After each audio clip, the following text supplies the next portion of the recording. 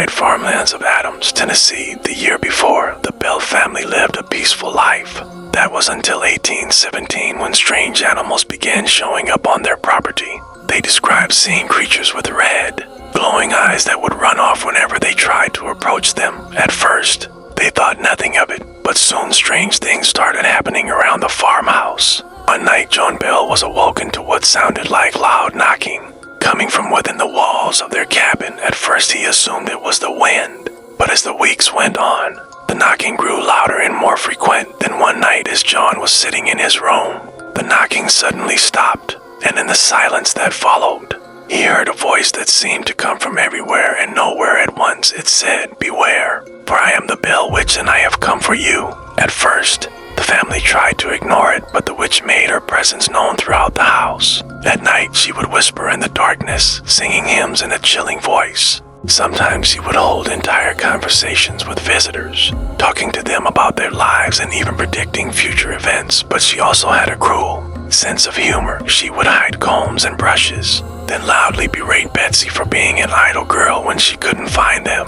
But the spirit's cruel jokes quickly escalated into full-on violence. One night, Betsy was sleeping in her nightgown when she felt a hand reach out and slap her across the face. She screamed, but no one came to her aid. Then another hand reached out and scratched her up and down, leaving long, deep gouges in her arms and back.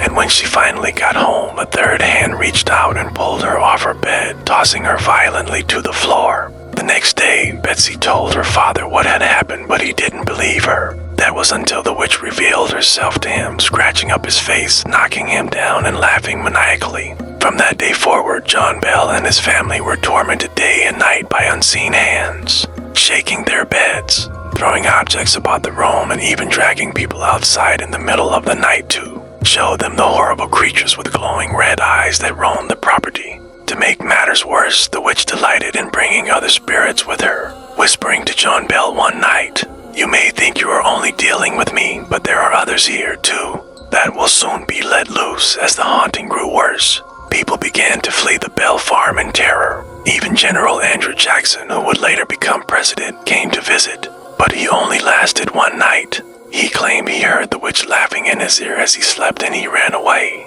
declaring, "I would rather fight the British again than spend another night in that house."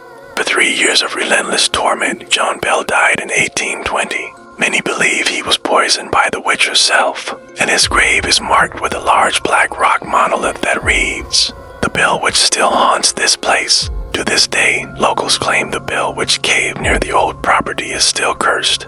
Visitors have reported hearing screams and footsteps inside, as well as feeling unseen hands grab their shoulders and shake them violently. The Bell Witch remains one of the most horrible and famous true horror stories in American history, and it proves that some spirits never rest. Thanks for watching. Do you believe in ghosts? Let me know your thoughts below, and follow for more scary stories on Haunt This House.